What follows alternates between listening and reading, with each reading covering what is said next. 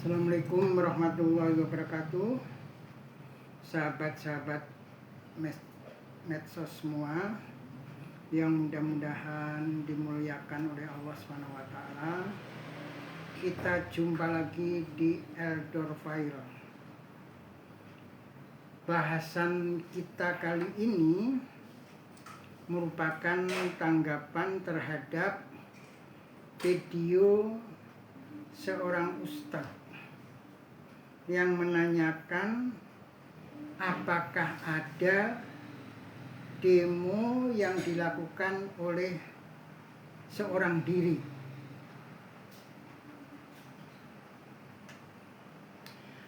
Sebenarnya ada beberapa poin yang perlu ditanggapi,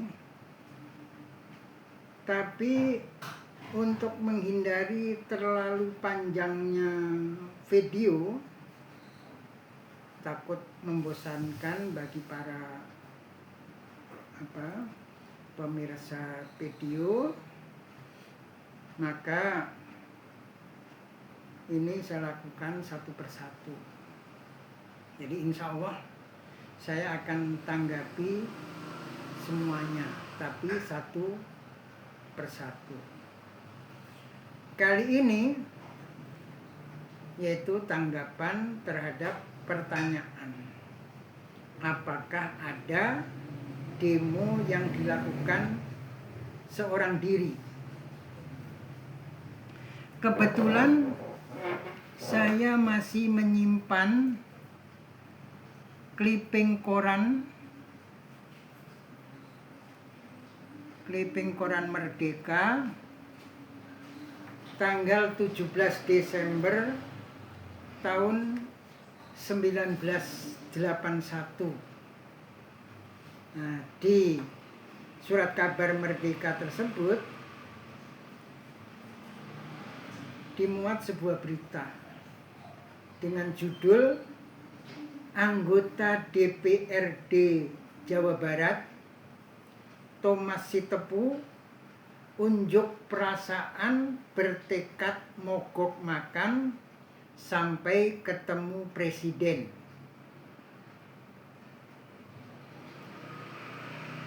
Nah, berita ini sebenarnya penting sekaligus merupakan contoh bagi anggota DPR zaman now. Karena aksi Thomas Sitepu ini menunjukkan bahwa pada waktu itu anggota DPR masih care terhadap nasib rakyat. Jadi masih tahu, tupoksinya itu masih tahu. Jadi berbeda jauh, berbeda bertolak belakang dengan anggota DPR zaman now. Kalau anggota DPR zaman now itu kan hanya mikirin nasib kelompoknya sendiri. Ya sampai tinggal menandatangani perampasan harta koruptor aja nggak mau. Ini kan mikirin nasib sendiri, nggak memikirin rakyat. Jadi kalau ada masalah juga sering cuma dijogetin aja, dan itu kayaknya sudah menjadi semboyan mereka. Ada masalah jogetin aja. Nah ini atau memang kemampuan mereka itu cuma bisa joget aja. Nah, kembali ke demo tunggal tadi. Nah, dalam aksinya Thomas Sitepu itu membawa 2 poster.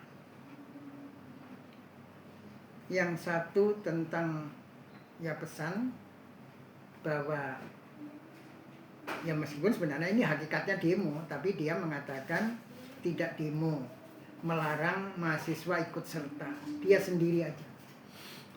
Terus kemudian yang kedua isinya itu misi yang dia bawa itu, yaitu masalah derita yang dialami pengusaha genteng tradisional di Jawa Barat. Penderitaan pengusaha genteng tradisional ini pada waktu itu mengalami kerugian berat, terancam bangkrut, bahkan gulung tikar. Gegara ulah pengusaha pemilik modal asing, biasanya disingkat PMA, yang memproduksi genteng asbes gelombang, yang ini yang bikin bukan masalah asbes gelombangnya, tapi pemasarannya ini. Jadi pengusaha PMA ini memonopoli kebutuhan asbes gelombang untuk pembangunan SD Inpres. Nah, caranya ini yang tidak bagus. Kalau bersaing secara fair nggak apa-apa. Thomas Sitepu mengatakan ini bisnis ala zaman POC. Jadi dengan cara ini bukan menikung dari belakang, tapi ini ngepot itu. Nah, kalau orang naik motor atau naik sepeda ontel itu kalau dikepot depannya itu kan, ya selain bahaya ini, kalau kena roda depan kan bisa terbalik ini yang dikepot ini. Dan itu nggak sopan. Nah ini pengusaha PMA ini memasarkan gentengnya itu dengan cara nggak sopan itu, ngepot di depan sementara pengguna jalan dalam bisnis genteng. Yaitu dia memberikan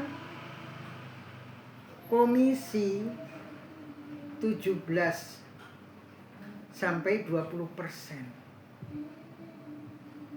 Jadi pembelian asbes ini, asbes gelombang ini ditawarkan dengan komisi 17 sampai 20%. Nah, tapi ini ternyata tidak menguntungkan negara, karena ya pembayarannya tetap harga normal. Nah, kemudian komisinya kemana? Ya masuk saku Pimpronya dan pejabat-pejabat sekitar Pimpro. Jadi tindakan pemilik modal asing ini sekaligus menyingkirkan pengusaha genteng tradisional, bahkan terancam gulung tikar. Derita pengusaha genteng tradisional ini ternyata juga dialami oleh pengusaha-pengusaha yang sama di wilayah Jawa Tengah dan Jawa Timur. Nah, Thomas Sitepu melakukan aksi ke istana karena masalah ini sebenarnya sudah pernah dibawa ke DPRD Jawa Barat. Ternyata mentok. Dibawa ke Pemda Jawa Barat, tidak ditanggapi. Maka selanjutnya ia menghadap Ketua DPR Daryatmo, tapi juga menghadapi kesulitan. Padahal dia mengatakan jika dia bisa bertemu Ketua DPR, ia bermaksud akan diskusi. Nah, tapi ini juga akhirnya mentok. Maka dia bermaksud menemui Presiden Soeharto. Nah, kalau demo cuma seorang ini kan seperti yang dipesan oleh government terhadap pendemo sekarang. Demo harus tertib, harus damai, tidak boleh membawa senjata tajam, tidak boleh membawa benda-benda yang membahayakan. Yang dibawa Thomas Sitepu itu cuma poster. Jadi ini aksi ini tertib dan damai yang dilakukan oleh seorang diri. Tapi ini juga akhirnya dipingpong. Sudah sampai ke pusat, pengen ketemu presiden, kemudian dia hadepin oleh, bukan dihadepin ya, cuma dari jauh aja. Seknek waktu itu mengatakan ini kan masalah daerah, tidak perlu dibicarakan di tingkat pusat, daerah aja yang bicarakan. Jadi dipingpong, dikembalikan ke daerah. Ya padahal ini kan berita sudah marak bahwa di Jawa Tengah dan Jawa Timur juga sama. Cuma di Jawa Tengah dan Jawa Timur nggak ada Thomas Sitepu yang lain. Jadi ada Thomas Sitepu itu orang Sumatera Utara, tapi menjadi anggota DPR di Jawa Barat. Dia itu masih concern terhadap nasib rakyat. Tapi itu ya seperti itulah. Jadi dari zaman dulu juga seperti itu.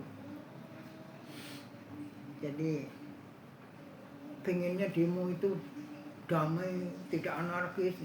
Ketika demo damai ya dicuekin. Maka sekarang ada istilah, kalau nggak diviralkan, nggak ditanggapin. Nah, ini salah siapa?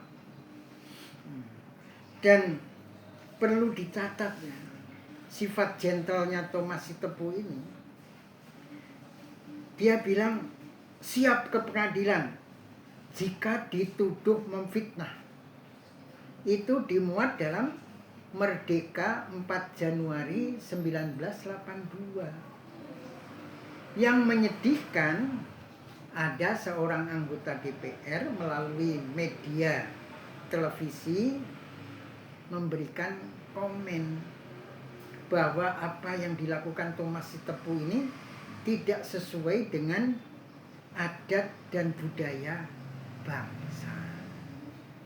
Benarkah?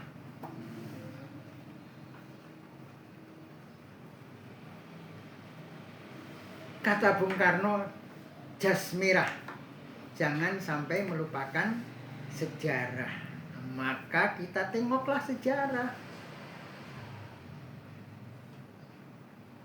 Pada zaman Kesultanan Mataram Islam, padahal ini Kesultanan Mataram Islam ini kan sistemnya monarki.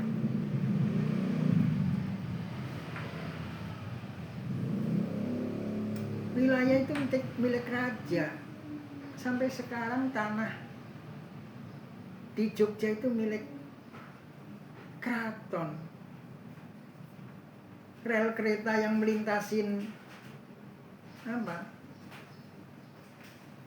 wilayah Jogja itu nyewa, nggak tahu berapa rupiah nyewanya. Itu sebagai simbol aja.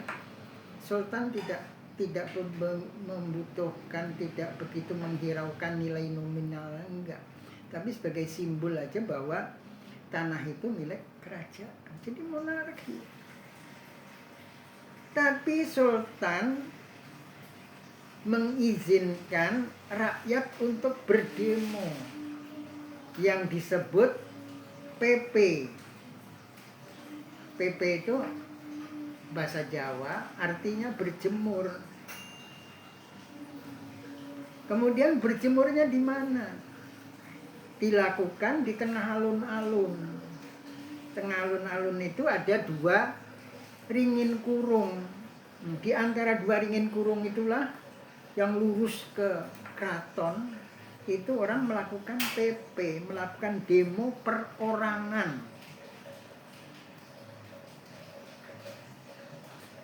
kalau demo kecil-kecilan kan Indonesia dicuekin sampai kering jadi ikan asin pun diantepin. Tapi ini zaman Kesultanan Mataram itu diperbolehkan PP di tengah alun-alun di antara dua ringin kurung. Lah saksi bisu ringin kurung itu sampai sekarang masih ada. Jadi kalau anda sekalian ini yang sekarang kan zamannya tur sampai KDM melarang sekolah apapun dari tingkat apapun mau apa tur aja, dan sering membebani orang tua yang nggak punya duit. Nggak punya duit boleh nggak ikut tur tapi tetap bayar. Ini kan aduh, minta ampun dah, makanya ya dilarang oleh KDM sekarang mengadakan tur-tur seperti itu. Nah jadi kalau anda sempat tur ke Jogja, tolong tengok ke alun-alun Jogja. Di tengah alun-alun itu ada dua ringin kurung yang dibelah jalan di tengah alun-alun itu yang menuju ke keraton. Jadi di alun-alun utara. Nah, kemudian apabila ada anggota masyarakat yang merasa terzolimi, nah, jadi PP itu dilakukan oleh orang yang merasa terzolimi oleh siapapun. Sultan mengizinkan mereka untuk melakukan PP, berjemur. Nah, setelah Sultan melihat orang yang melakukan PP itu kemudian dipanggil, terus Sultan menanyakan ada masalah apa, ada kedzaliman apa yang menimpa rakyatku.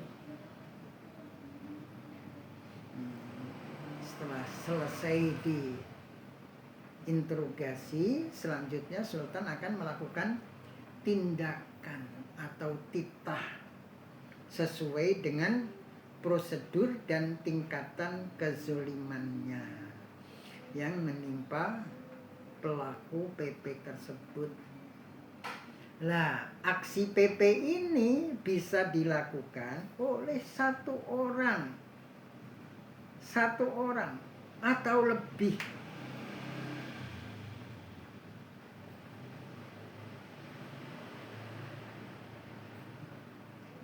Jadi ada demo, kesimpulannya ini, ada demo yang dilakukan oleh cuma satu orang, dan kita nggak boleh lah suuzon kalau pelakunya itu orang yang kena gangguan jiwa. Nggak tega saya suuzon seperti itu, nggak tega.